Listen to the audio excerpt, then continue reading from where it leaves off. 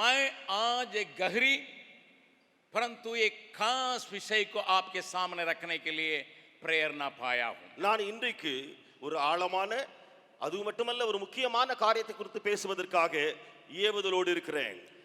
मसीह जीवन एक विजय का जीवन है. கிறிஸ்தவ வாழ்வு ஒரு வெற்றி உள்ள ஒரு வாழ்வு. बाइबल साफ बतलाती है, வேதம் தெளிவாக சொல்கிறது, अगर आप प्रभु यीशु मसीह को ग्रहण करने के द्वारा एक नया जन्म पाए हैं, ஒருவேளை நீங்கள் இயேசு கிறிஸ்துவை ஏற்றுக்கொண்டது நிமித்தமாக புதிய வாழ்வை அல்லது மறுபிறப்பை பெற்றிருக்கிறீர்கள் என்று சொன்னால் उनके लिए ये बिल्कुल सच है, जिसको पहला यूहन्ना का 5वां अध्याय में हम देखते हैं 4 पद में. அவர்களுக்காக இந்த காரியம் மிகவும் பொருத்தமானது.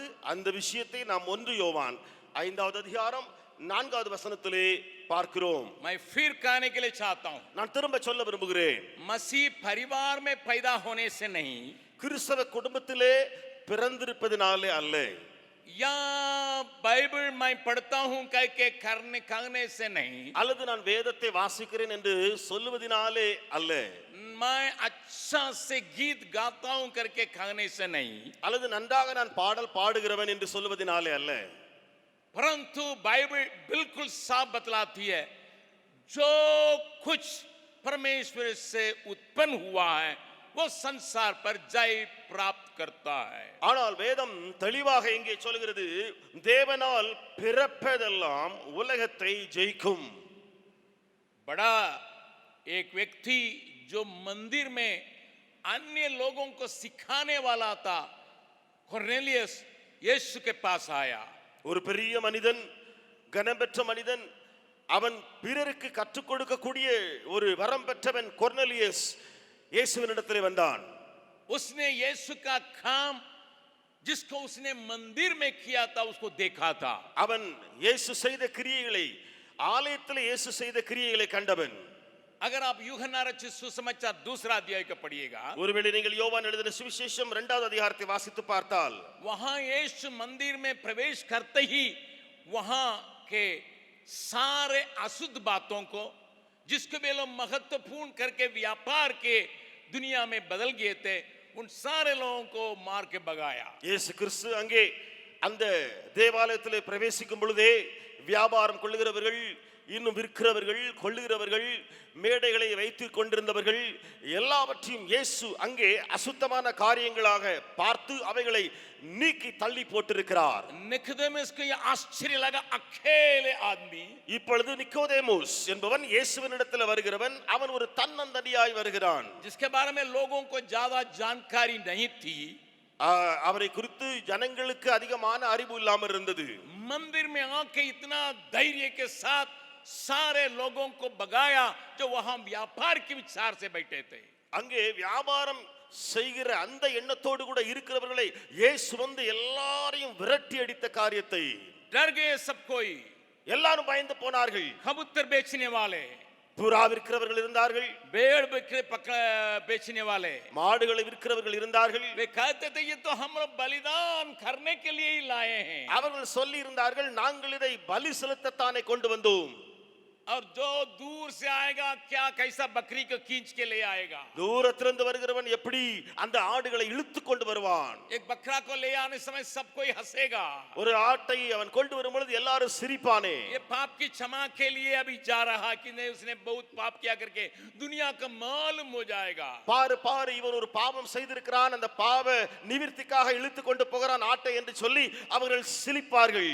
संकोच में आके वे बलि चढ़ाने के लिए नहीं आते होंगे. அவர்கள் தானாக வந்து அறியாமலே பலி செலுத்துறவர்களாக அல்ல. ऐसे लोगों को मदद करने के लिए ही हम यहाँ पर बेच रहे हैं. அப்படிப்பட்டவர்களுக்கு உதவி செய்யத்தானே நாங்கள் இங்கே ஆடுகளையும் புறாவையும் விற்கிறோம். उन सारी विवाद के लिए यीशु ने जगह नहीं दिया. அந்த எந்த ஒரு விவாதத்துக்கோ பேச்சுக்கோ இயேசு இடம் கொடுக்கவில்லை. सारे लोगों से चिल्ला के कहा, ये मेरा बाप का घर है. எல்லாரையும் பார்த்து ஆண்டவர் சொன்னார், இது என்னுடைய பிதாவின் வீடா இருக்கிறது. तुमने इसको डाकुओं का गुफा बनाया. நீங்களோ இந்த வீட்டை கள்ளர் குகையாக மாற்றி போட்டிருக்கிறீர்கள். एक हिम्मत के साथ एक जवान जो 30 साल का है सारे लोगों को बागर कर दिया. ஒரு 30 வயது நிரம்பிய வாலிபர் தான் அவர். அந்த வாலிபர் தைரியமுடையவராய் எல்லாவற்றையும் எல்லாரையும் விரட்டி அடித்தார். सारे मंदिर के अधिकारियों को ताज्जुब लगा. எல்லா ஆலயத்திலே காணப்பட்ட அதிகாரிகளுக்கும் இது ஆச்சரியமாயிருந்தது. महायाजक डर गए. அங்கே மகா பெரிய பிரதான ஆசாரியன் பயந்து போனான். अन्य याजक लोग डर गए. பிற ஆசாரியர்கள் பயந்தார்கள். और रात में निकोदेमुस को याद आया. இப்பொழுது இரவிலே இந்த நிக்கோதேமுவுக்கு ஞாபகம் வந்தது. अगर कोई परमेश्वर की तरफ से आया हो तब भी इतना हिम्मत के साथ ये काम करता होगा. தேவனிடத்திலே இருந்து அல்லது பிதாவினிடத்திலிருந்து வந்திருக்கிற ஒருவன் தான் இவ்வளவு தைரியமான வேலைகளை செய்ய முடியும். इसलिए उससे जाके मैं कुछ सीखने पाऊं. ஆகையினாலே அவரிடத்திலே போய் நான் எதையாவது கற்றுக்கொள்ளட்டுமே. इसलिए यूहन्ना 3 अध्याय के पहला पद में पढ़ते हैं. ஆகையினாலே யோவான் 3ஆம் அதிகாரம் 1ஆம் வசனத்திலே வாசிக்கிறோம். वहां निकोदेमुस 12 में लिखा है. அங்கே நிக்கோதேமுவை குறித்து எழுதப்பட்டிருக்கிறது. फरीसियों में निकोदेमुस नाम का एक मनुष्य था जो यहूदियों का सरदार था. யூதருக்குள்ளே அதிகாரியான நிக்கோதேமு எனப்பட்ட பரிசேயன் ஒருவன் இருந்தான். दूसरा पद में पाते हैं. வசனம் 2லே வாசிக்கிறோம். उसने रात को यीशु के पास आकर அவன் ராத்திரியிலே இயேசுவினிடத்தில் வந்து कहने लगा, हे रबी. ரபி என்று சொல்ல ஆரம்பித்தான். शुरू का शब्द को देखिए थोड़ा सा. அவன் ஆரம்பத்தில் சொல்லுகிற வார்த்தையை பாருங்கள். ये खुद दूसरों को सिखाने वाला था. இவனே மற்றவர்களுக்கு கற்றுக் கொடுக்கிறவனாயிருந்தான். यीशु का काम को देख के वो अत्यंत डर गया और बोला, हमारी शिक्षा देने में और इनका शिक्षा देने में बहुत बड़ा अंतर है. இயேசுவினுடைய கிரியைகளை அல்லது அந்த காட்சியை கண்டு பயந்தவனாய் நாங்கள் கற்றுக் கொடுக்கிற காரியங்களுக்கும் இவருடைய உபதேசத்துக்கும் பெரிய வித்தியாசம் இருக்கிறது. उसने उनको बहुत तारीफ देते हुए कहा, कोई इन चिन्हों को जो आप दिखाते हैं नहीं करता. இயேசுவை புகழ்ந்து அவன் போற்றி சொல்லுகிறவனை போல சொல்லுகிறான். ஏனெனில் ஒருவனும் தன்னுடனே தேவன் இராவிட்டால் நீர் செய்கிற இப்படிப்பட்ட அற்புதங்களை செய்ய மாட்டான். उसका कहने का तात्पर्य यही है कि अगर किसी के साथ परमेश्वर नहीं है उसका इतना सामर्थ्य नहीं होती. அவன் சொல்ல வருவதனுடைய அர்த்தம் என்னவென்று சொன்னால், யாரிடத்திலேயாவது தேவ வல்லமை இல்லை என்று சொன்னால் இப்படிப்பட்ட கிரியைகளை அவன் செய்ய முடியாது. इतना हिम्मत और साहस नहीं होता. இவ்வளவு தைரியமும் பலமும் அவனுக்குள்ள இருக்க முடியாது. लेकिन यीशु ने साधारण रूप में उसको सारी विवाद को कटवाया और एक बात को कहा. ஆனால் இயேசு கிறிஸ்து சாதாரணமான ஒரு பேச்சோடு கூட அவனுடைய எல்லா விவாதத்துக்கும் ஒரு முற்றுப்புள்ளி வைத்தார். क्या कहा है? இயேசு என்ன சொன்னார்? यूहन्ना 3 का 3 को देखेंगे. யோவான் 3:3 பாருங்கள். यीशु ने उसे उसको उत्तर दिया, मैं तुझसे सच सच कहता हूं, यदि कोई नए सिरे से नए जन्मे तो परमेश्वर का राज देख ही नहीं सकता. இயேசு அவனுக்கு பிரதியுத்தரமாக, ஒருவன் மறுபடியும் பிறவாவிட்டால் தேவனுடைய ராஜ்யத்தை காண மாட்டான் என்று மெய்யாகவே சொல்லுகிறேன். बगल वाला से आप पूछ लीजिए. பக்கத்தில் உள்ளவங்களை பார்த்து நீங்கள் கேட்டுக்கொள்ளுங்கள். पूछ लीजिए, हाथ पकड़ के पूछ लीजिए, கைகளை பிடித்து பக்கத்தவங்களை பார்த்து கேளுங்க. क्या आपका नया जन्म हुआ है? நீங்க மறுபிறப்பு அடைஞ்சிருக்கீங்களா? आप कहते हैं बहुत अच्छा बाइबल पढ़ते हैं, நீங்க சொல்லலாம், நல்ல வேதம் வாசிக்கிறேனா, एकदम बाजा बजा के गा सकता हूँ, நான் வாத்திய கருவியை மீட்டி அல்லது இசைத்து நான் பாடுறவன், गान भी अच्छा से देता हूँ, காணிக்கையும் நல்லா போடுவேன். जब कोई क्रिया होता है चर्च के तरफ से मैं भी शामिल होता हूँ. எப்பொழுதெல்லாம் சர்ச்சில் இருந்து ப்ரோகிராம் நடத்துறாங்களோ அப்ப சர்ச் ப்ரோகிராம்ல எல்லாம் நான் கலந்து கொள்றேன். वो सब को दूर रखो, எல்லாத்தையும் ஒதுக்கி வையப்பா. तुम्हारा नया जन्म हुआ है कि नहीं? நீ மறுபிறப்ப அடைஞ்சிருக்கிறையா இல்லையா? अगर आपको नया जन्म नहीं मिला है, உங்களுக்கு மறுபிறப்பு வரவில்லை என்று சொன்னால், खास करके मैं इन जवानों से बातचीत करता हूँ, விசேஷமாக இந்த வாலிபர்களை பார்த்து நான் பேசுகிறேன். या किसी जगह में होने के चलते आप यहाँ आराधना में आए होंगे, ஒருவேளை நீங்கள் இந்த இடத்துல இருப்பதினால ஆராதனைக்கு வந்து கொண்டிருக்கலாம். क्योंकि वहाँ नया एक नियम बांधा है, इसलिए आप आराधना में शामिल होते होंगे. ஏனென்றால் அங்க ஒரு கண்டிப்பு ஒழுக்கம் உண்டு, ஆகையினால இந்த ஆராதனைக்கு நீங்கள் வந்திருக்கலாம். अगर नहीं जाएंगे जाएंगे तो वो हमारे ऊपर रखे हुए लोग पूछेंगे क्यों नहीं गया है, क्या हुआ है करके डांटेंगे. நான் இன்றைக்கு சர்ச்சுக்கு போகலன்னு சொன்னா எனக்கு மேல வைக்கப்பட்டிருக்கவங்க கேட்பாங்க, இன்னைக்கு ஏன் நீ சர்ச்சுக்கு போகலன்னு சொல்லி என்ன திட்டுவாங்க. लेकिन मैं जो यीशु ने निकोदेमुस एक सरदार था उससे कहा, ஆனால் இங்கே நிக்கோதேமு என்று சொல்லி ஒரு அதிகாரி இருந்தானே, அவரிடத்திலே அவர் சொன்ன காரியம் என்ன?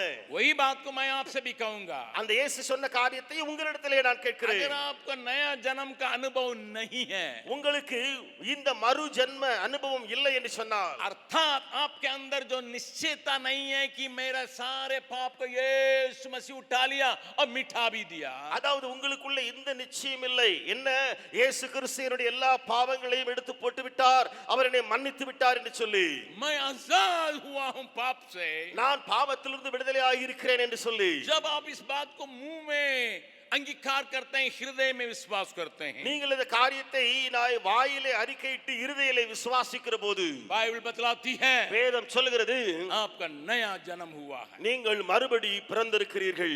लेकिन नया जन्म वहां रुकता नहीं है, ஆனால் அந்த மறுபிறப்பு அங்கேயே நிறுத்தப்படவில்லை. क्योंकि बाइबल साफ बतलाती है. ஏனென்றால் வேதம் தெளிவாக சொல்கிறது. पढ़िएगा, रोमियो का 6 अध्याय का 14 पद को देखेंगे. ரோமர் 6வது அதிகாரம் 14ஆம் வசனத்தை வாசியுங்கள். ரோமர் 6:14. पौलुस यहाँ सफाई से कहता है, இங்கே பவுல் மிக தெளிவாக எழுதுகிறார். जो प्रभु यीशु मसीह में चले आए हैं, இயேசு கிறிஸ்துவுக்குள் யாரெல்லாம் வந்திருக்கிறாங்களோ, और वहां पर पौलुस क्या कहता है, அங்கே பவுல் என்ன சொல்கிறார்? तुम पर पाप की प्रभुता न होगी, பாவம் உங்களை மேற்கொள்ள மாட்டாது. क्योंकि तुम अनुग्रह के आधीन में आए हो. ஏனென்றால் நீங்கள் கிருபைக்கு கீழ்ப்பட்டிருக்கிறீர்கள். शब्दों को ध्यान से देखे जवान, வார்த்தைகளை வாலிபனே உற்று கவனித்து பார். तुम पर पाप की प्रभुता नहीं होगी. பாவம் உங்களை மேற்கொள்ள மாட்டாது. इसका मतलब அர்த்தம் என்ன? आप एक विजय जीवन बिताने वाले हैं. நீங்கள் ஒரு வெற்றி உள்ள வாழ்க்கை வாழுகிறவர்கள். इसलिए यूहन्ना ने लिखा था, ஆகையினால யோவான் அங்கே எழுதி இருந்தான். क्या लिखा था, அவர் என்ன எழுதி இருந்தான் அங்கே? जो कुछ परमेश्वर से जन्मा है वो विजय प्राप्त करता है. தேவனால் பிறந்தவைகள் எல்லாம் வெற்றிக்கு நேராய் போகின்றன.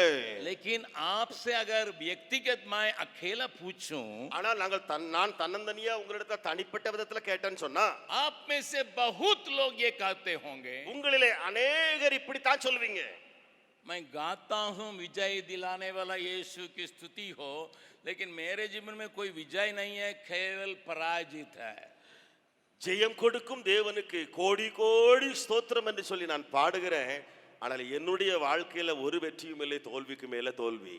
आजादी के गीत से तो गाते हैं, लेकिन मैं आजाद दिखाई मैं अनुभव नहीं करता, मैं फंसा हुआ हूं. அந்த விடுதலையின் பாடல் புத்தகத்திலிருந்து தான் நான் பாடல்களை பாடுகிறேன், ஆனால் நானோ விடுதலை அடையாமல் கட்டப்பட்டு இருக்கிறேனே. जब बाइबल बतलाती है कि इस प्रकार के अनुभव आपका होना चाहिए, வேதம் சொல்லுகிற பொழுது இந்த அனுபவம் உங்களுக்கு வேண்டும் என்று சொல்லுகிற போது, क्यों हम पराजित जीवन में जीवन बिताना, ஏன் நாம் வெற்றி இல்லாத ஒரு வாழ்க்கை வாழ வேண்டும்? इसकी रहस्य बातों को मैं आपको थोड़ा सिखाने के लिए चाहता हूं. இதனுடைய ரகசியமான காரியத்தை உங்களுக்கு நான் கற்றுக் கொடுக்க விரும்புகிறேன். प्रभु आपसे बातचीत करने पाए. தேவன் உங்களோடு கூட பேசுவாராக.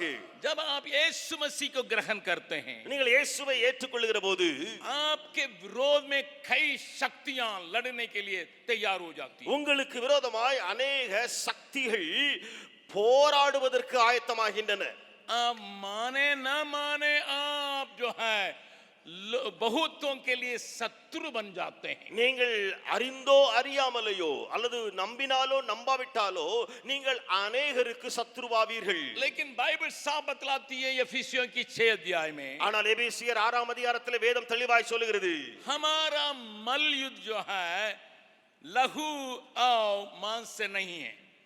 நம்முடைய அந்த யுத்தம் இருக்கிறதே அது மாம்சத்தோடும் இரத்தத்தோடும் அல்ல. 12 पद में ये लिखा है. 12ஆம் வசனத்தில் இப்படி இருக்கிறது. पहले 11 पद को पढ़ के हम 12वां पद को पढ़ेंगे. முதலாவது 11வது வசனத்தை வாசித்து 12வது வசனத்தை வாசிக்கலாம். एफिसियों 6 अध्याय எபேசியர் 6வது அதிகாரம் 12 पद 11 पद और 12 पद को पढ़ेंगे. 11 12ஆம் வசனங்களை வாசிக்கலாம். परमेश्वर के सारे हत्या बांध लो कि तुम शैतान की युक्तियों के सामने खड़े रह सको। நீங்கள் பிசாசின் தந்திரங்களோடு எதிர்த்து நிற்க திராணி உள்ளவர்களாகும்படி தேவனுடைய சர்வாயுத வர்க்கத்தையும் தரித்துக் கொள்ளுங்கள். क्योंकि ஏனெனில் हमारा ये मल्लयुद्ध लहू और मांस से नहीं है, மாம்சத்தோடும் இரத்தத்தோடும் அல்ல, परंतु उस सेना जो आत्मिक सेना है उसके साथ है। துரைத்தங்களோடும் அதிகாரிகளோடும். अगर आपके विरोध में कोई कहता है, உங்களுக்கு விரோதமாய் யாராவது ஒருவர் இப்படி சொல்லுவார்கள் சொன்னா, अगर आपसे लड़ाई करते हैं, அல்லது யாராவது ஒருவர் உங்களிடத்துல சண்டை இடலாங்கன்னு சொன்னா, वो व्यक्ति आपके साथ लड़ता नहीं है, उसके अंदर या उसके द्वारा कार्य करने वाला आत्मा कार्य करती है। அந்த மனிதன் உங்களோடு கூட போராடவில்லை, சண்டையிடவில்லை, அந்த மனிதனுக்குள்ளே இருக்கிற ஆவி உங்களோடு கூட போராடுகிறது. मेरी बातों को सोचिए। என் காரியங்களை கொஞ்சம் யோசியுங்கள்.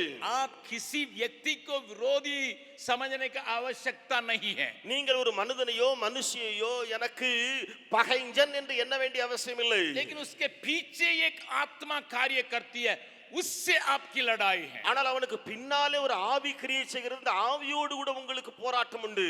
कई लोग उस बात को नहीं समझते हैं। அநேகர் இந்த காரியத்தை புரிந்து கொள்வதே கிடையாது. लोग कहते हैं ये आदमी हमारे विरोध में ही खड़ा रहता हमेशा, ஜனங்கள் சொல்வாங்க, இந்த மனுஷன் எனக்கு விரோதமாய் எதிர்த்து நின்னுட்டான், ये लड़की मेरे विरोध में खड़ी है, இந்த பெண் எனக்கு விரோதமாய் நிற்கிறா, ये भाई हमारे विरोध में खड़े हैं, இந்த சகோதரன் எனக்கு விரோதமா நிற்கிறான், मेरे परिवार के लोग मेरे विरोध में खड़े என் हैं। குடும்பத்தார் எனக்கு விரோதமாக நிற்கிறாங்க. लेकिन वे इस बात को भूल जाते हैं, ஆனால் இந்த காரியத்தை நாம் மறந்து போய் விடுகிறோமே. अनेक आत्माएं आपके आत्मिक जीवन को खाने के लिए, चूसने के लिए किसी व्यक्ति के द्वारा कार्य करता है। அநேக ஆவிகள் உங்களுடைய ஆவிக்குரிய வாழ்க்கையிலிருந்து உங்களை விளக்கல்ல, யாரோ ஒரு மனிதன் மூலமாக கிரியை செய்கின்றன.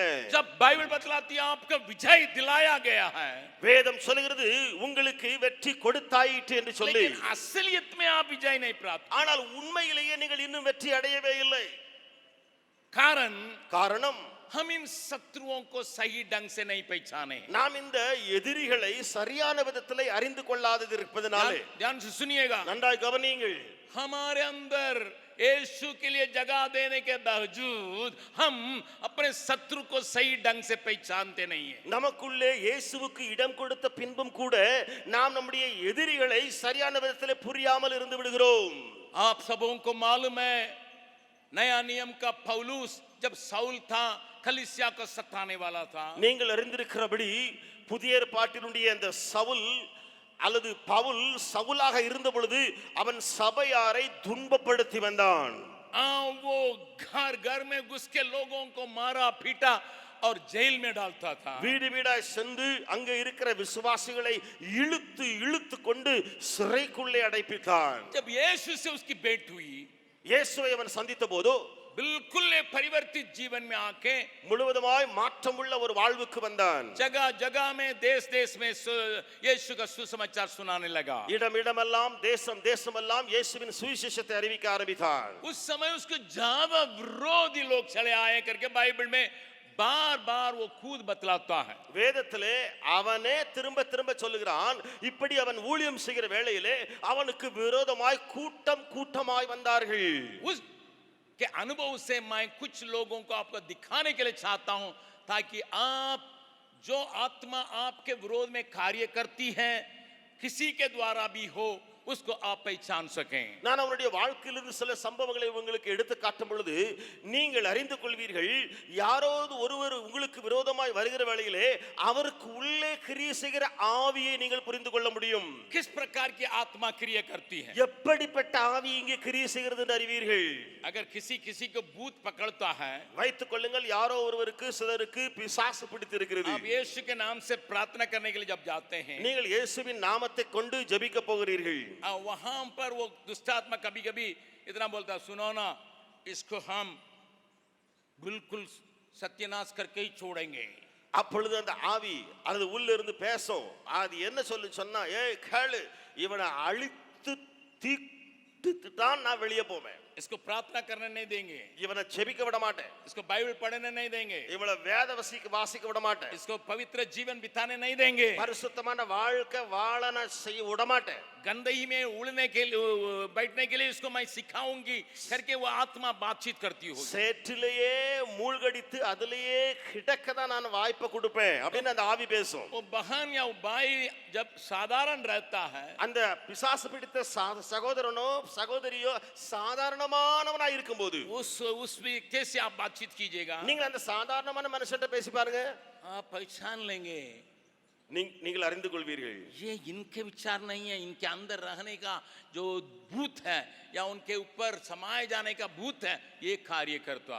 ஓ, இவன் பேசுனதெல்லாம் இவனா பேசல, இவனுக்குள்ள ஒரு பிசாசின் ஆவி இருந்திருக்குது, அந்த ஆவி தான் இவ்வளவு தூரம் விளையாடி இருக்கிறது. प्रभु के नाम की स्तुति प्रशंसा होवे. தேவ நாமத்துக்கு மகிமை உண்டாவதாக. मैं पौलुस के जीवन में जितने लोगों ने उसको विरोध किया उसमें से कुछ बातों को आपके सबक के लिए मैं लाने के लिए चाहता हूं. நீங்கள் படித்துக் கொள்ளும்படியாக கற்றுக்கொள்ளும்படியாக பவுலுடைய வாழ்க்கையிலே எதிராக இருந்த சில காரியங்களை சொல்லி உங்களுக்கு கற்றுக் கொடுக்கட்டும். நான் किस प्रकार की आत्मा उन लोगों को चलाती होगी उसको आप पहचान सकें. எப்படிப்பட்ட ஆவி அவர்களை நடத்திற்று என்பதை கொஞ்சம் அதை குறித்து நாம் அறிந்து கொள்ளலாமே.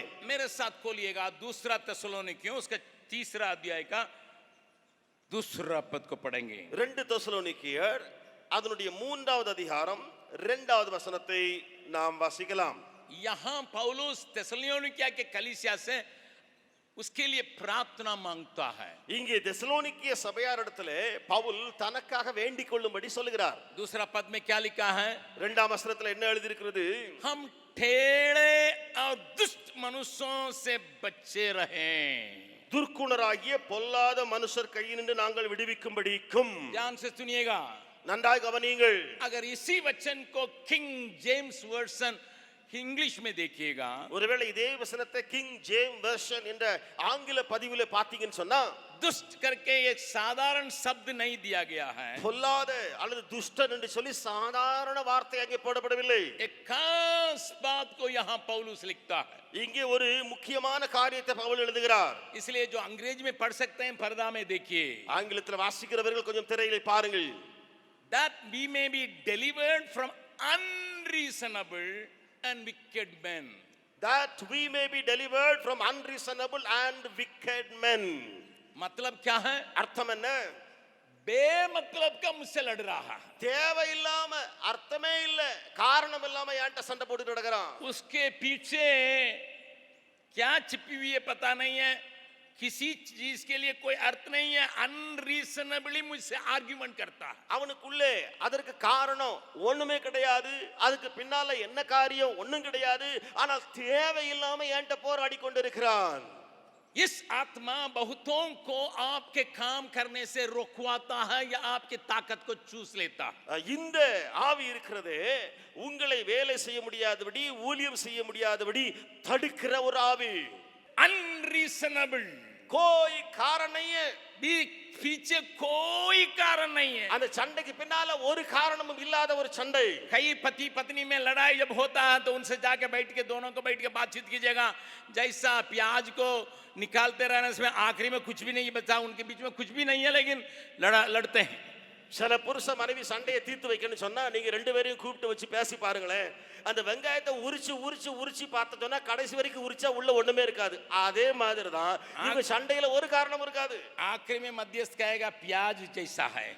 கடைசியில कोई विवाद नहीं है लेकिन लड़ते हैं. கடைசியில நடுவன் சொல்லுவான் அல்லது நடுவர் சொல்வாரு, அப்பா இது வெங்காயத்தை உரிச்சு போட்ட மாதிரி உங்க சண்டை ஒண்ணுமே கிடையாது, போயிட்டு வாங்க. We don't understand a spirit is at work. हम कभी नहीं समझते कि एक आत्मा इसके पीछे कार्य करती है. परिवार की शांति को बिगाड़ने के लिए, குடும்பத்தின் சமாதானத்தை குலைத்து போடவும், एकता को तोड़ने के लिए, ஒருமையை குலைத்து போடவும், लड़ाई का वातावरण बनाने के लिए, ஒரு பெரிய சண்டை போர்க்களத்தை உருவாக்கவும். many times the families are in a team or in a department, this unreasonable spirit is at work. कई बार चाहे एक परिवार के अंदर हो या एक विभाग के अंदर हो या एक दल के अंदर हो, इस प्रकार का आत्मा कार्यरत है. अकेले बैठ के वो आदमी सोचेगा, தனியா உட்கார்ந்து அந்த மனுஷனை யோசித்து பார்த்தான்னு சொன்னா, हम लोग जूता उठाने और झाड़ू उठाने की जगह पर कैसा पहुंच गए.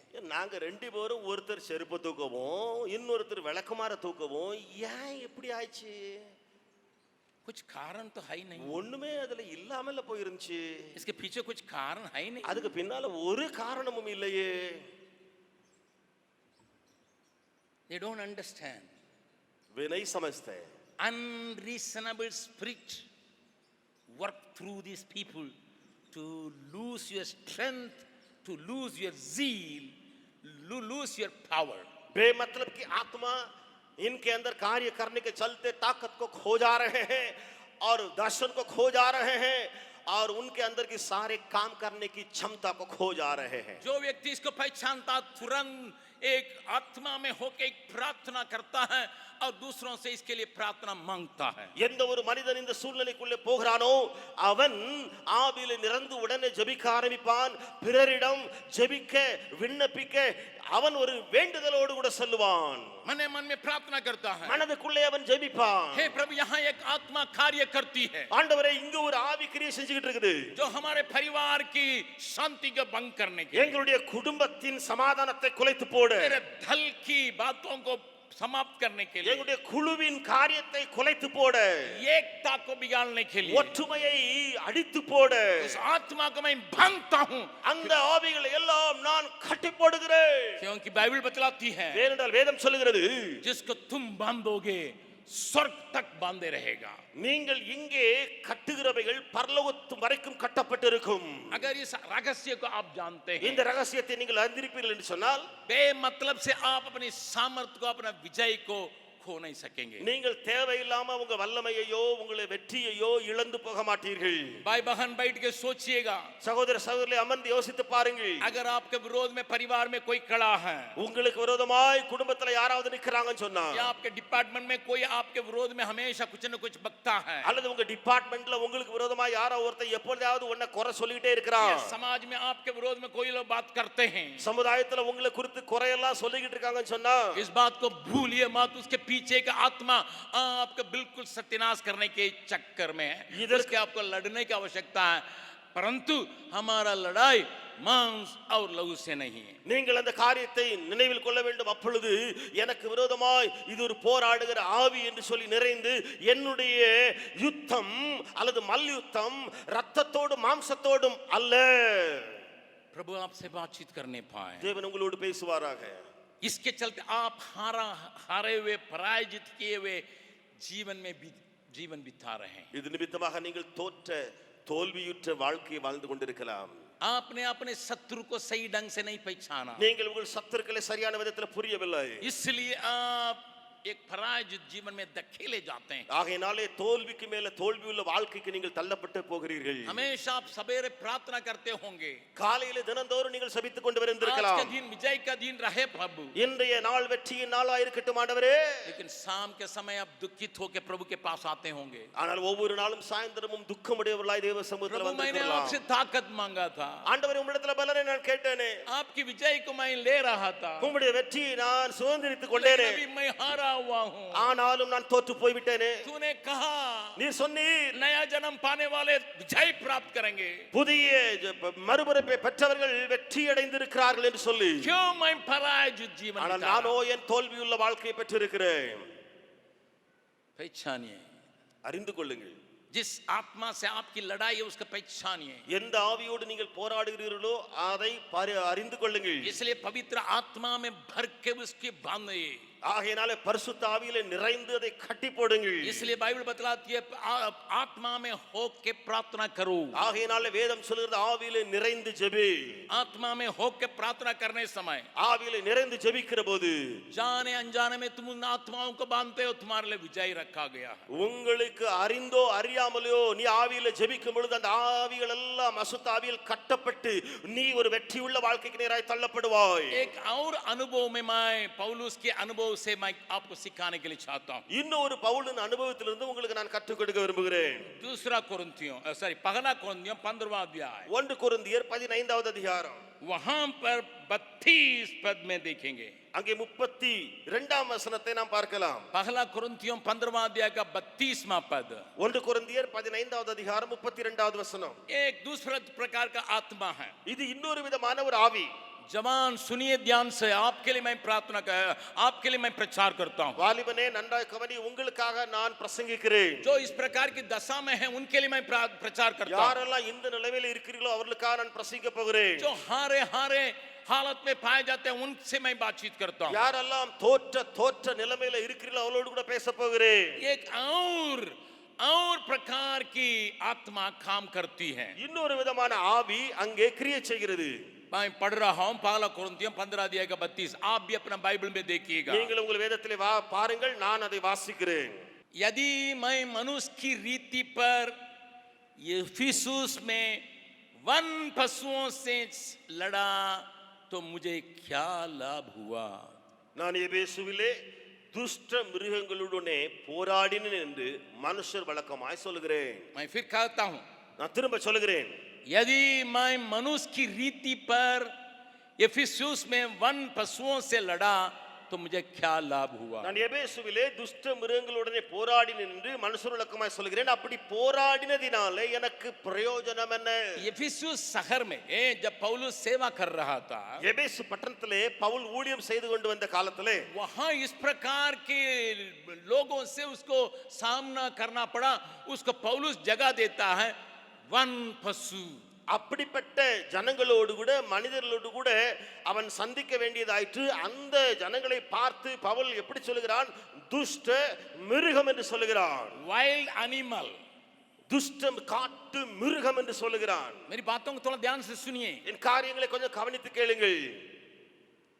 कुछ लोग आपसे लड़ते ही आपको विरोध में खड़े होते हैं। சிலர் உங்களுக்கு விரோதமாய் போராடும்படி நிற்பார்கள். उनके अंदर ये पशु का या मृग का स्वभाव उस समय उस आत्मा के द्वारा सप्लाई किया जाता है। அப்பொழுது அந்த ஆவியின் மூலமாக அவர்களுக்குள்ள மிருக குணம், மிருக சுபாவம் கொடுக்கப்படும். पशु का स्वभाव क्या है? மிருக குணம் என்ன? मैं इस उदाहरण को आपको बतलाऊंगा। आप शायद एक बार पहले सुने होंगे, लेकिन एक बार नए लोगों के लिए मैं बतला रहा हूं। நீங்கள் முதலாவது கேட்டிருக்கலாம், புதியவர்களுக்காக நான் திரும்ப அதை சொல்லுகிறேன். जब हम लोग गेस्ट हाउस के उस घर में रहते थे, நாங்கள் குடும்பமாக கெஸ்ட் ஹவுஸ்ல இருந்த அந்த வீட்டில இருந்து வந்தபோது एक सुंदर कुत्ता को किसी ने मुझे मद्रास शहर में दिया। ஒரு அழகான एक पपी। ஒரு நாய்க்குட்டியை யாரோ ஒருவர் சென்னை பட்டணத்துல எங்களுக்கு தந்தார். पॉमरिन जाति का था। அது காமரின் என்ற அந்த இனத்தை உடையது. पूरा बाल बाल होता है, அது உடம்பு முழுவதும் மயிரா இருக்கும். देखने में बहुत सुंदर है। பார்க்கும்போது ரொம்ப அழகா இருக்கும் அந்த நாய். और उसको मैं बहुत ध्यान से ट्रेन में लाया। அதை மிக கவனமாக நான் அதை ட்ரெயின்ல கொண்டு வந்தேன். प्रभु के नाम की स्तुति प्रशंसा होवे। தேவ நாமத்துக்கு மகிமை உண்டாவதாக. इसके लिए हम लोगों ने नाम रखा बानी।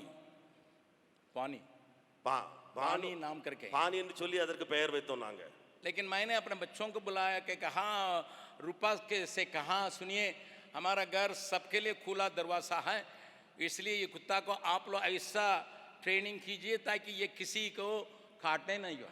நான் ரூபாக்காவிட சொல்லியிருந்தேன், நம்ம வீடு எல்லாருக்கும் ஒரு திறந்த வீடா இருக்கும், யார் யாரெல்லாம் வருவாங்க போவாங்க. ஆகையினால இந்த நாயை அப்படி வளங்க, யாரையும் ஒன்றும் செஞ்சிடக்கூடாது, சத்தம் போட்டுறக்கூடாது, அப்படி நாயா நல்லா வளங்க. बच्चों से भी मैंने कहा, என்னுடைய பிள்ளைகளிடத்துல சொல்லியிருந்தேன். और हम लोगों ने थोड़ा बहुत उसको ट्रेनिंग दिया। கொஞ்சம் அந்த நாய்க்கு நாங்கள் ட்ரைனிங் கொடுத்து वச்சிருந்தோம். कोई भी घर में आएगा, யார் வீட்டுக்கு வந்தாலும் சரி, वो पूंछ हिला के उनका स्वागत करेगा। அது நல்ல வாலை ஆட்டி ஆட்டி வரவேற்கும்.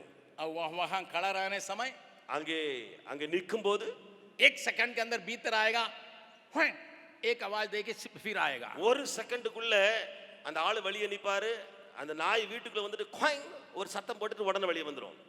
कॉलिंग बेल जैसा काम करता था। காலிங் பெல் மாதிரி அது சத்தம் அது கூப்பிடும். उसका तरीका वही था। ஏன்னா அதனுடைய முறையே தான். इसलिए वो सब लोगों के लिए दोस्ती रखा था। ஆகையினால எல்லாருக்கும் பிடிச்ச ஒரு நாயா இருந்துச்சு. लेकिन उसी समय ஆனா அந்த நேரத்துல हमारे पास एक ड्राइवर थे, एडविन नाम करके।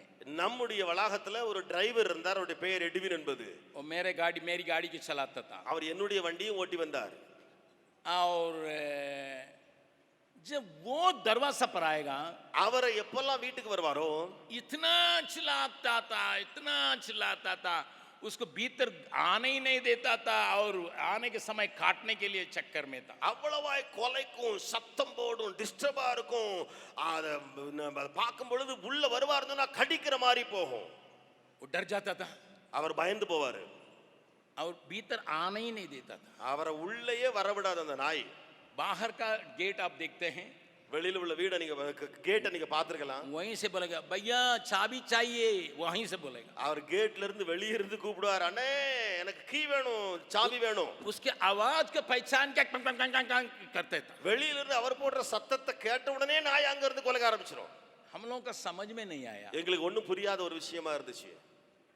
एक दिन मैंने एडविन से पूछा, ஒரு நாள் எட்வினை பார்த்து நான் கேட்டேன், सब लोगों का स्वागत करता है पूंछ खिला के, எல்லாரையும் இந்த நாய் வாலை ஆட்டி ஆட்டி வரவேற்குதுப்பா, किसी के ऊपर वो हल्ला नहीं करता, யாரையும் பார்த்து கொலைக்காத நாய், काटने नहीं आते हैं. கடிக்கவும் வராது.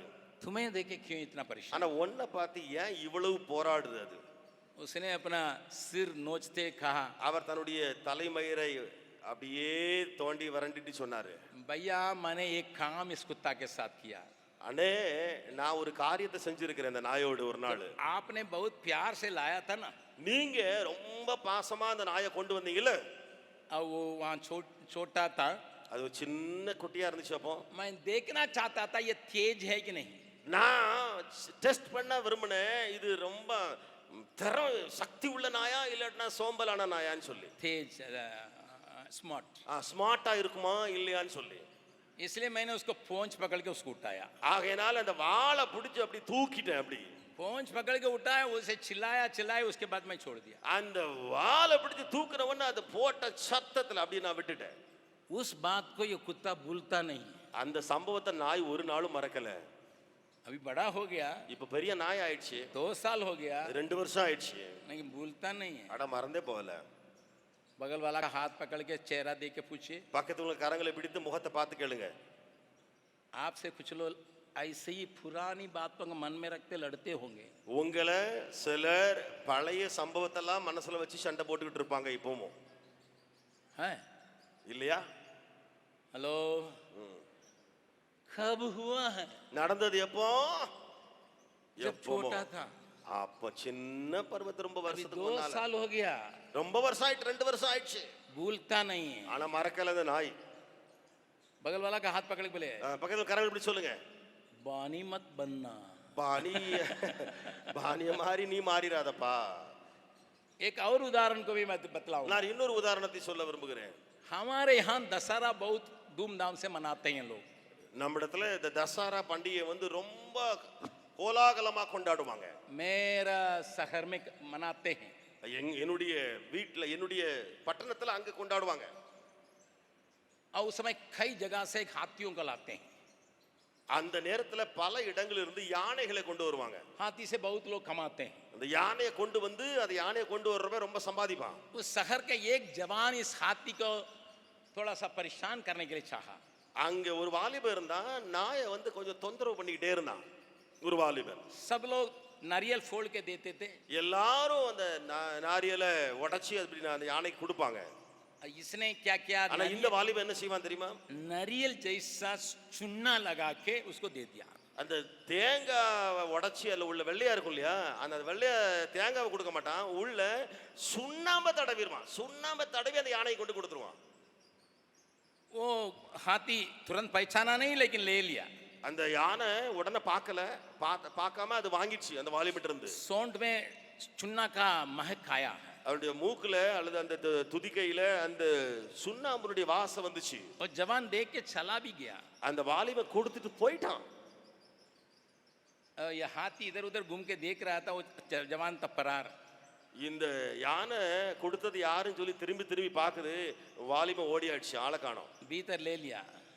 அது உள்ள சாப்பிட்டுட்டு அந்த யானை दूर से उसने अपने दोस्तों से कहा, सुनो सुनो, मैंने हाथी को ही धोखा दे दिया. அந்த வாலிபன் தூரமா போய் நான் நண்பர்கள்ட்ட சொன்னேன், நான் யானையே ஏமாத்திட்டேன் உனக்கு தெரியுமா?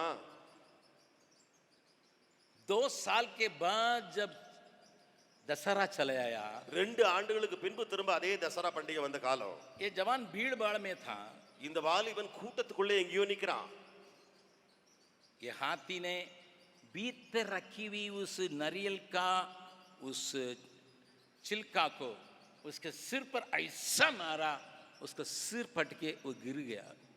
அந்த வாலிபனுடைய தலையில யானை என்ன செஞ்சுச்சு சொன்னா, அந்த வாய்க்குள்ள அந்த தேங்காவுடைய அந்த காரியத்தை உள்ள வச்சிருந்துல, அதை அப்படி எடுத்து போட்ட அடிச்ச அடியில அவன் விழுறான். उसको अस्पताल में चिल्लाना पड़ा। அவன் ஆஸ்பத்திரியில போய் கதற ஆரம்பித்தான். लोगों ने कहा इतनी भीड़ में तुमको क्यों मारा?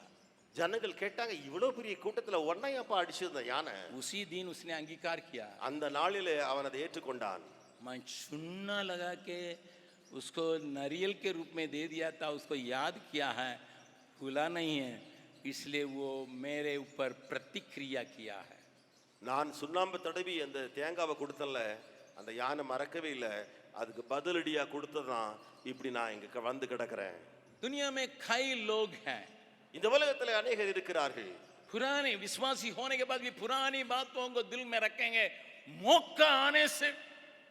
பழைய விசுவாசிகள் தான், ஆனா பழைய சம்பவங்களை எல்லாம் உள்ள வச்சிருப்பாங்க. வாய்ப்பு கிடைக்கும் போது வெளியே கொண்டு கொட்டிடுவாங்க. बगल वाला का हाथ पकड़ के बोलिए, பக்கத்துல கரங்களை பிடித்து சொல்லுங்க, हाथी को साथी रखो, யானைய பக்கத்துல வச்சுக்க, நண்பனாக வச்சுக்கொள். क्या आप में इस पशु का, एक कुत्ता भी हो एक हाथी भी हो, ये पशु का स्वभाव है, बोलता नहीं।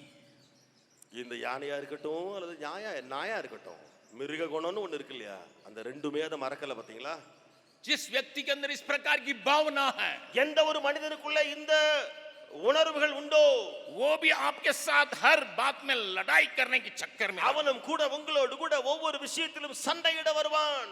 लेकिन हम केवल मनुष्य को देखते हैं, उसके पीछे कार्य करने वाली आत्मा को नहीं देखते हैं। நாமோ மனிதர்களை மாத்திரம் பார்க்கிறோம், அவருக்கு பின்னால இருந்து கிரியை செய்கிற ஆவியை பார்ப்பதில்லை. इसलिए हम पराया उसके टिट फॉर टैट में हम चले जाते हैं। ஆகையினாலே நாம் தோல்விக்கு மேலே தோல்வி, அடிக்கு மேலே அந்த அடிக்குள்ளே வந்து விடுகிறோம். उसने ऐसा किया, मैं ऐसा करूंगा, அவன் செஞ்சான், நான் ஏன் செய்ய முடியாதா? उसे करने लगी, मैं भी ऐसे करूंगा। அவன் ஏன்டா அப்படி செஞ்ச ஆளு, அதனால நானும் இப்படி செஞ்சு காட்டுவேன். ये बदला लेने वालों के स्वभाव पशु का स्वभाव है, और वो वन पशु का स्वभाव है। ऐसे लोगों से एफिसियंस में उसको मुलाकात हुई। பழி வாங்குற சுபாவம் இருக்கிறதே, அது மிருக சுபாவம், அது துஷ்ட மிருகம், காட்டு மிருகத்தினுடைய சுபாவம். பவுல் சொல்கிறான், அப்படிப்பட்டவர்களை நான் சந்தித்தேன். उससे वो कहता हुआ मुझे लड़ना पड़ा उसके साथ। அவன் சொல்கிறான், அவளோடு கூட நான் போராட வேண்டியதா இருந்தது. क्या किसी व्यक्ति को पकड़ के मारा था? யாரையாவது மனிதனை பிடித்தவன் அடித்தானா? ना ना, இல்ல இல்ல, அடிக்கவில்லை. बाइबल कहीं बतलाती नहीं। வேதம் எங்கேயுமே அப்படி போய் சொல்லவே இல்லை. पौलुस ने किसी को पकड़ के मारा, பவுல் அந்த மனிதனை பிடிச்சு அடிச்சு போட்டான்னு मार சொல்லி खाया, அடிபட்டான். அவன் कई बार मार खाया, அநேக தடவை அடிபட்டான். लेकिन बदला में नहीं किया। ஆனால் பழி வாங்குற எண்ணத்தோடு அதுக்கு பதிலடி கொடுக்கவில்லை. क्यों? ஏன்? क्यों? ஏன்?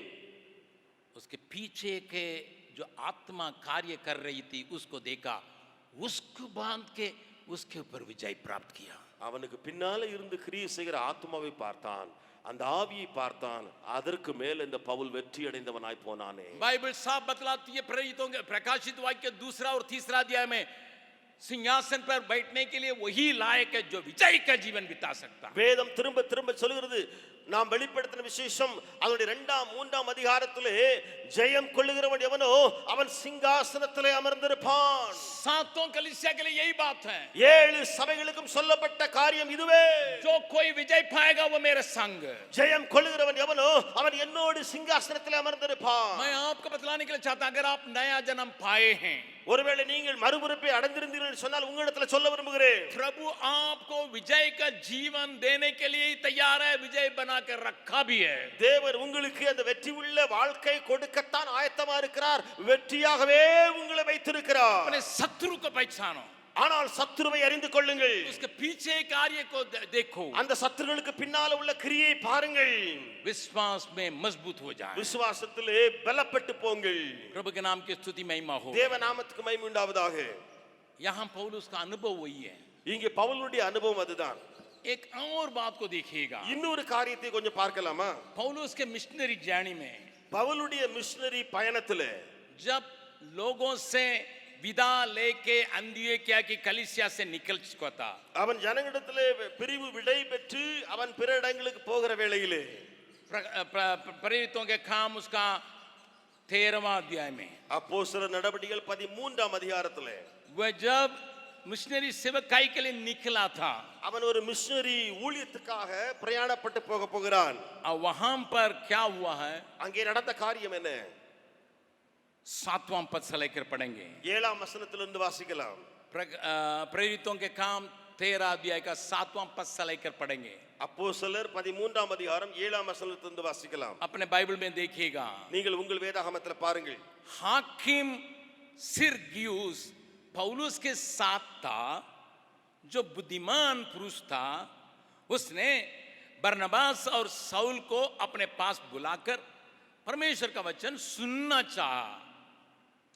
அவன் விவேகமுள்ள மனுஷனாகிய செர்கி பவுல் என்னும் அதிபதியினுடனே கூட இருந்தான். அந்த அதிபதி பர்னபாவையும் சவுலையும் அழைப்பித்து அவர்களிடத்தில் தேவ வசனத்தை கேட்க ஆசையாயிருந்தான். परंतु इलिफास थोने ने, क्योंकि यही उसका नाम का अर्थ है, उनका विरोध करके हाकिम को विश्वास करने से रोकना चाहा। மாயவித்தக்காரன் என்று அர்த்தம் கொள்ளும் பெயரையுடைய அந்த எலிமா என்பவன் அதிபதியை விசுவாசத்தினின்று திருப்பும்படி வகை தேடி அவர்களோட எதிர்த்து நின்றான். बिल्कुल बात बतलाया गया है। पौलुस और बरनबास के विरोध में एक ठोना करने वाला ये खड़ा है। மிகவும் தெளிவாக இங்கே போடப்பட்டிருக்கிறது. பவுலுக்கும் பர்னபாவுக்கும் விரோதமாக எதிராக இந்த மாயவித்தைக்காரன் நின்று கொண்டிருக்கிறான். प्रभु के नाम की स्तुति महिमा होवे। தேவ நாமத்துக்கு மகிமை உண்டாவதாக. कुछ लोगों के अंदर इस प्रकार की आत्मा कार्य करती होगी। சிலருக்குள்ள இப்படிப்பட்ட ஆவி கிரியை செய்து கொண்டிருக்கலாம். अपना जीवन में मोड़ को परमेश्वर की इच्छा के अनुसार सौंपने के लिए चाहेंगे, उसके लिए वे विरोध करेंगे, उल्टी सीधी बातों को सुना के उनको प्रभु से अलग कर देंगे। விசுவாசத்திலே முன்னேறி கொண்டிருக்கிறவர்கள், தேவ சித்தத்தின்படி நடக்க ஆசையாக இருக்கிறவர்கள் இருக்கிறார்களே, அவர்களை இங்க ஒரு கூட்டம் இப்படிப்பட்டவர்கள் இருப்பார்கள். தலைகீழாய் தேவையில்லாத வார்த்தைகளை பேசி அவர்களை வழிவிலகச் செய்வார்கள். इसका ये कौन सा आत्मा है? कौन सी आत्मा है? இதுக்குள்ள இருக்கிறது ஆவி என்ற ஆவி विश्वास करने वालों को भगाने वाला, விசுவாசத்தினின்று திருப்பும்படியாய் கிரியை செய்கிற ஆவி, बहकाने वाला, விசுவாசத்தினின்று அவர்களை திருப்பும்படியான ஆவி, अनसन बातों से दिमाग को बढ़ाने वाला, தேவையில்லாத வார்த்தைகளினாலே மனதை போட்டு குழப்புகிற ஆவி. प्रभु ने कहा अपने सुनने की बातों पर थोड़ा कान ध्यान दो। ஆண்டவர் சொன்னாரே, நீங்கள் கேட்கிற காரியங்களிலே கவனமாயிருங்கள். जिन बातों को आपको सुनाते हैं लोग, उससे होशियार हो जाओ। என்னென்ன காரியங்களை ஜனங்கள் உங்களுக்கு அறிவிக்கிறார்களே, சொல்லுகிறார்களே, அதிலே எச்சரிக்கையா இருங்கள். अगर तुम्हारा विश्वास को ठंडा करने के लिए या बहकाने के लिए कोई बातें आती हैं, अपने कान बंद करके भागो और उस आत्मा को डांटो। உன்னுடைய விசுவாசத்திலிருந்து உன்னை திருப்பும்படியாய் குலைக்கும்படியாய் வார்த்தைகள் வரும் பொழுது நீ அந்த ஆவியை எதிர்த்து நின்று அதை அதட்டு அங்கே இருந்து ஓடிவிடு. यीशु मसीह क्रूस के बारे में बतला रहा है। இயேசு கிறிஸ்து சிலுவை குறித்து பேசும்பொழுது சொல்லுகிறார். तुरंत पतरस कहता है, உடனே பேதுரு சொல்லுகிறான், आपके लिए ये नहीं उचित है। உமக்கு இந்த காரியம் நேரிடக்கூடாது ஆண்டவரே. सुनिएगा, நல்லா கவனிங்க. थोड़ा समय के पहले यीशु का प्रकाशन पाया हुआ था सीमोन। இந்த சீமோன் என்பவன் அதற்கு கொஞ்ச நேரத்துக்கு முன்பதாக இயேசுவை குறித்து வெளிப்பாடை பெற்றவன். पतरस से प्रभु यीशु कहता है, பேதுருவை பார்த்து ஆண்டவர் இயேசு சொல்லுகிறார், ए पतरस करके नहीं बुलाया, பேதுருவே என்று சொல்லவே இல்லை இயேசு. क्या नाम दे रहा है? हे शैतान भागो पीछे। என்ன பெயரிட்டு அழைக்கிறார் பேதுருவை பார்த்து? சாத்தானே பின்னாலே போ.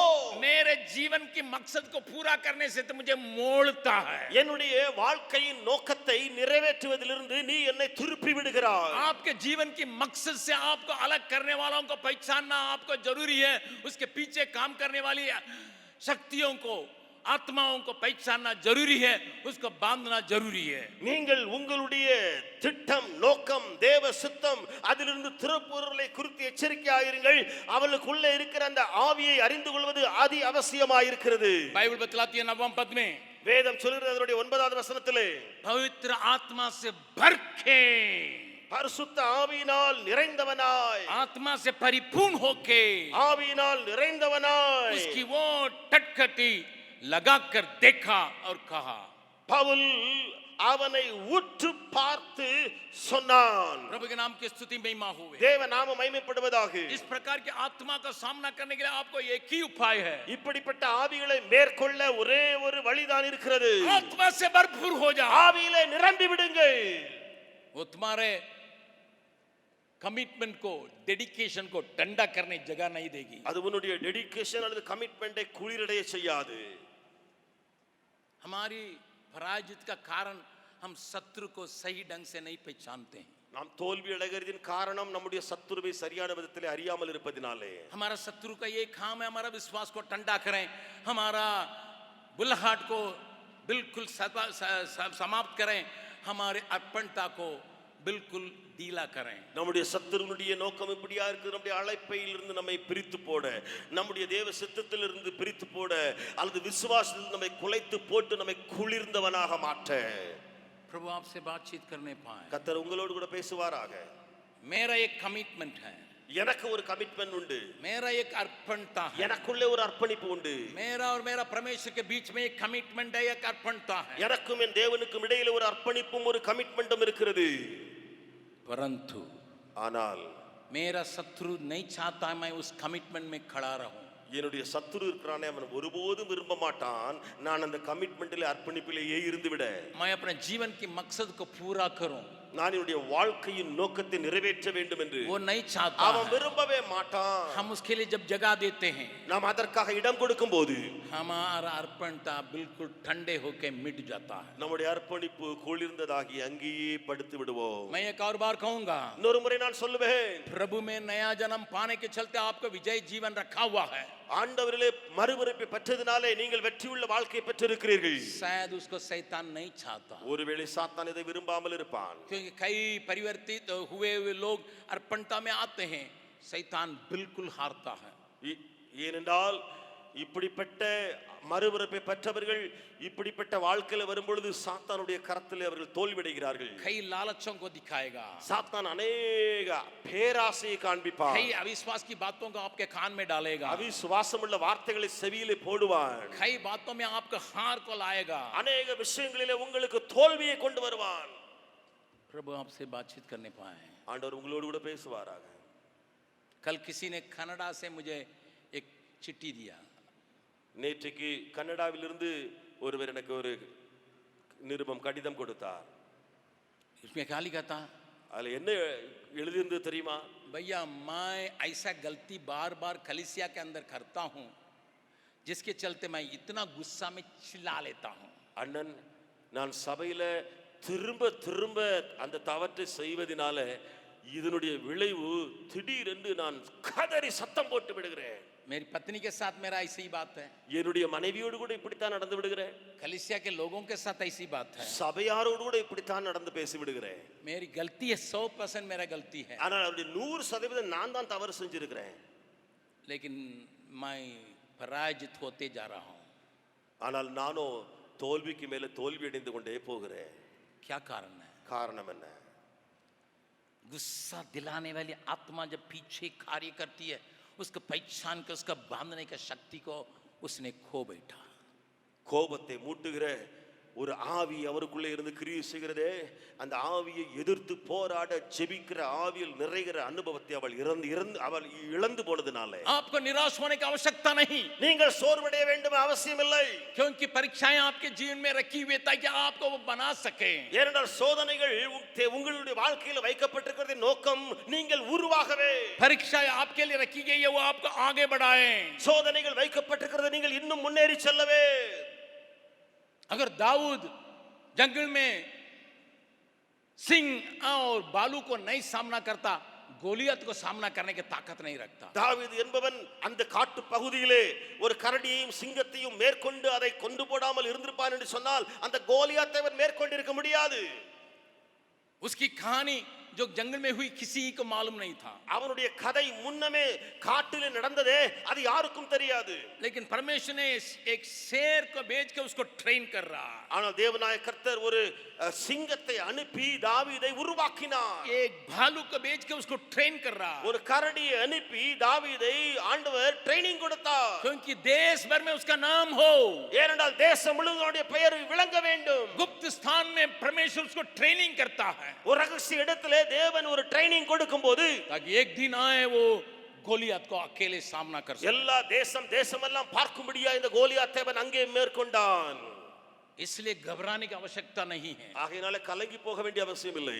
एक और बात को भी प्रभु करता है. இன்னொரு காரியத்தையும் கர்த்தர் செய்கிறார். मेरे साथ खोलिएगा, என்னோடு கூட திரும்புங்கள். पहला कोरिन्थियों 10वां अध्याय, 1 கொரிந்தியர் 10வது அதிகாரம். वहां पर एक बात को मैं आपके सामने लाने के लिए चाहता हूं. அங்கே ஒரு காரியத்தை உங்களுக்கு முன்பதாக கொண்டு வர விரும்புகிறேன். 13वां पद को पढ़ेंगे. 13ஆம் வசனத்தை வாசிக்கலாம். पहला कोरिन्थियों 10वां अध्याय का 13वां पद. 1 கொரிந்தியர் 10வது அதிகாரம் 13. तुम किसी ऐसी परीक्षा में नहीं पड़े जो मनुष्यों के सामने बाहर है. परमेश्वर सच्चा है और वो तुम्हें सामर्थ्य से बाहर परीक्षा में न पड़ने देगा, वरन परीक्षा के साथ निखास भी करेगा कि तुम सह सको. மனுஷருக்கு நேரிடுகிற சோதனையே அல்லாமல் வேற சோதனை உங்களுக்கு நேரிடவில்லை. தேவன் உண்மையுள்ளவராய் இருக்கிறார்.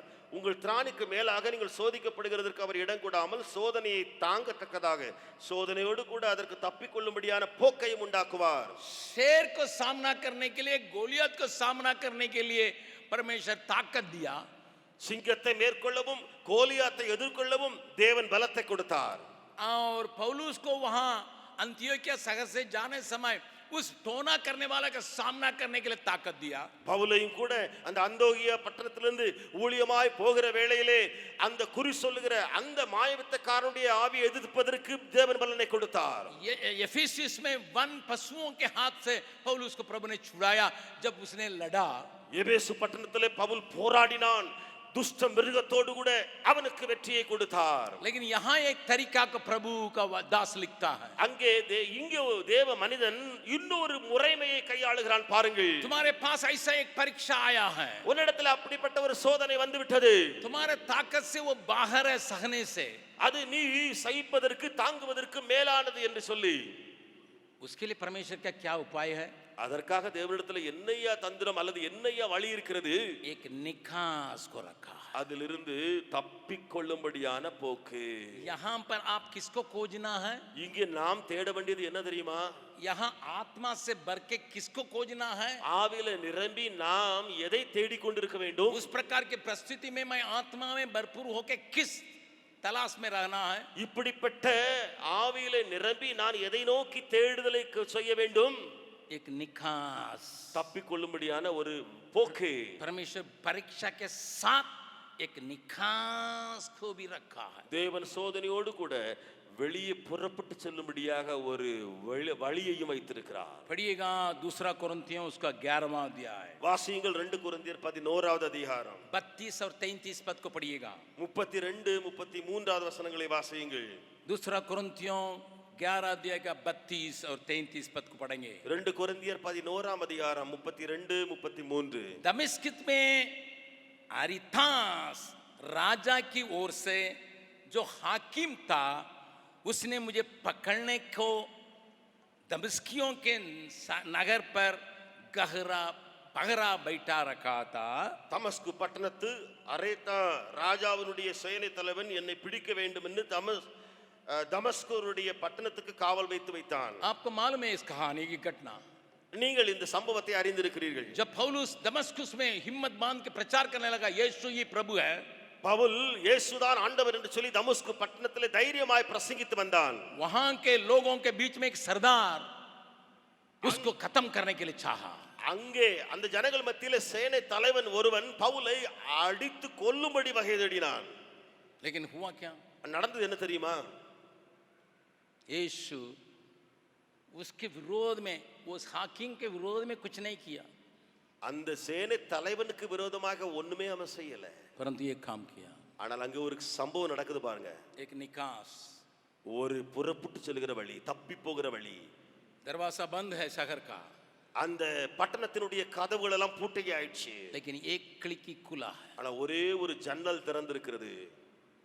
लोगों ने देखा, ஜனங்கள் பார்த்தாங்க, एक निकास है. ஒரே ஒரு ஜன்னல் திறந்திருக்குப்பா. रात के वक्त में இரவிலே एक ठोकरी के लोग लाया जो पौलुस को भीतर रख सकें. ஒரு கூடையை எல்லாரும் கொண்டு வந்தாங்க.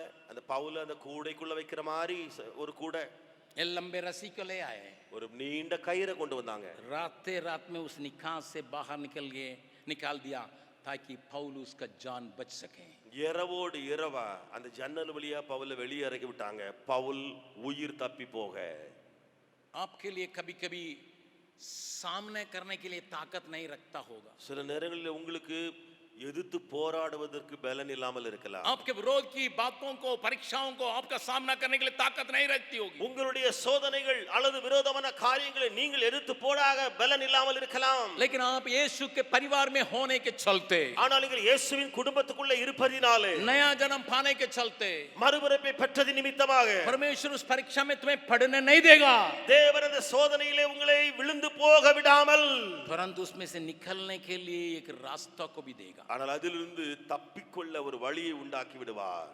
इस सुबह के समय இந்த காலை வேளையிலே आपके आंखों में परमेश्वर तेल डाल के उसको तेजोमय बनने पाए.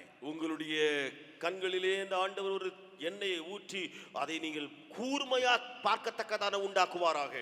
There is a way out. You must know what is the way out. एक ऐसे निकास है, उस निकास के द्वारा आप बाहर निकाल के अपने को बचा सकते हैं. और 3 बातों को मैं किसी और दिन प्रचार करूंगा. இன்னும் 3 காரியங்களை நான் இன்னொரு நாளில் நான் பிரசங்கம் பண்ணுவேன். 4 बातों को आपके सामने लाया जो आपके आत्मिक जीवन के लिए लाभ का हो. 4 விஷயங்களை உங்கள் மத்தியில் இன்றைக்கு பிரசங்கித்து உங்களுடைய ஆவிக்குரிய வாழ்க்கைக்கு பிரயோஜனமாக. बे मतलब कोई आपसे लड़ता है, बैर रखता है क्या? யாராவது தேவையில்லாம காரணம் இல்லாம உங்களை பகைச்சி உங்களோடு கூட சண்டை போடுறாங்களா? उस आत्मा का पहचान के उसको बांधने के लिए सीखिए. அந்த ஆவியை அறிந்து கொண்டு அந்த ஆவியை கட்டி போட கற்றுக்கொள்ளுங்கள். क्या एक पशु को गुण रख के पुरानी बातों को मन में रख के आपके विरोध करता है क्या? துஷ்ட மிருகத்தை போல பழைய நடந்த சம்பவங்களையே மனதில் வைத்து உங்களை விரோதிக்கிறார்களோ? आपकी बातों को चूसने के लिए रास्ता बनाते हैं को உங்களுடைய திறமைகள் எல்லாம் இழுத்து உறிஞ்சு போட வழி உண்டாக்குறானா? आपका दर्शन को धीमा करने के लिए चाहता हो. உங்களுடைய தரிசனத்தை குளிர்ந்து போட மங்கலாக முயற்சி எடுக்கிறார்களோ? आत्मा में प्रार्थना करके उस दुष्ट आत्मा के विरोध में प्रार्थना करें. ஆவியில ஜெபித்து நீங்கள் அந்த துஷ்ட ஆவிக்கு விரோதமாய் ஜெபியுங்கள். यहाँ आप किसी को प्रभु में आगे बढ़ाने के लिए मदद करते हैं, लेकिन कोई रोड़ा बन के उसको आपके काम को बिगाड़ने के लिए चाहता हो. யாராவது ஒருவர் நீங்கள் சுவிசேஷம் அறிவித்து நீங்கள் முன்னேறி செல்லக்கூடிய வழியிலே போய் கொண்டிருக்கிற வேளையிலே அதற்காக ஒரு தடைக்கல்லை போட்டு நிறுத்தக்கூடிய ஒரு காரியத்தை செய்கிறாரோ? आत्मा का पहचाने, आत्मा में होके उसको हटाएं. ஆவி அறிந்து கொண்டு ஆவியிலே நிறைந்து அதை நீங்கள் தள்ளி போடுங்கள். या आपके सामर्थ से बढ़कर कोई सामर्थ आपके विरोध में खड़ी है को உங்களுடைய சக்திக்கு மேலான ஒரு சோதனையோ ஒரு வல்லமையோ உங்களுக்கு முன்பதாக நிற்கிறதோ? वहां निखास को प्रभु रखा है. प्रभु का रखा हुआ निखास को अपनाओ. தேவனால் அங்க வைக்கப்பட்ட ஒரு வழிபோக்கு அல்லது தப்பி போகிற ஒரு காரியம் அதை அறிந்து கொள்ளுங்கள். मैं नहीं जानता किस प्रकार निकास आपके लिए रखा गया है. எனக்கு தெரியாது எப்படிப்பட்ட தப்பி போகிற வழி உங்களுக்கு வைக்கப்பட்டிருக்கிறது என்று यहाँ पर लिखा है परमेश्वर सच्चा है, इसलिए वो ऐसा. उस 13 पद को फिर से देखेंगे. அந்த 13வது வசனத்தை திரும்ப பாருங்கள். அதில் சொல்லப்படுகிறது கர்த்தர் உண்மையுள்ளவர் என்று சொல்லி பாருங்கள். पहला कोरिन्थियन 10वां अध्याय का 13वां पद. 1 கொரிந்தியர் 10வது அதிகாரம் 13வது வசனத்திலே परमेश्वर सच्चा है. தேவன் உண்மையுள்ளவராய் இருக்கிறார். परमेश्वर सच्चा है. தேவன் உண்மையுள்ளவராய் இருக்கிறார். Our God is a faithful God. हमारा परमेश्वर विश्वास योग्य परमेश्वर है.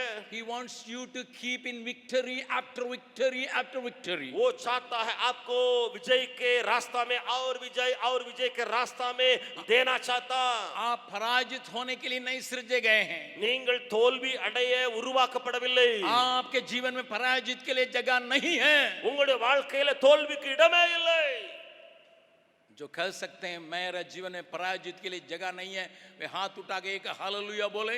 என்னுடைய வாழ்க்கையில தோல்விக்கு இடமே இல்லை சொல்லுகிறவர்கள் கைகளை உயர்த்தி அல்லேலூயா சொல்லுங்கள்.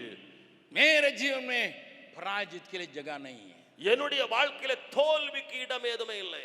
क्योंकि मेरा परमेश्वर ஏனென்றால் என்னுடைய ஆண்டவர் उन आत्माओं का पहचानने की ताकत मुझे देता है। அந்த ஆவிகளை பகுத்தறிவே கூடிய பலனை எனக்குள்ள தருகிறார். जहां मुझे लड़ना है, எங்கே நான் சண்டையிட வேண்டுமோ, जहां मुझे निकाह से निकलना है, वहां भी रास्ता எங்கே நான் அப்படியே தப்பி போகி விட வேண்டுமோ, जो व्यक्ति इस बात पर विश्वास करता है எந்த ஒரு மனிதன் இந்த காரியத்திலே விசுவாசிக்க நம்ம வைத்திருக்கிறானோ वो कह सकता है, அவன் சொல்ல முடியும், विजय दिलाने वाले यीशु की कोटि कोटि स्तुति हो। ஜெயம் கொடுக்கும் தேவனுக்கு கோடி கோடி ஸ்தோத்திரம். आइए हम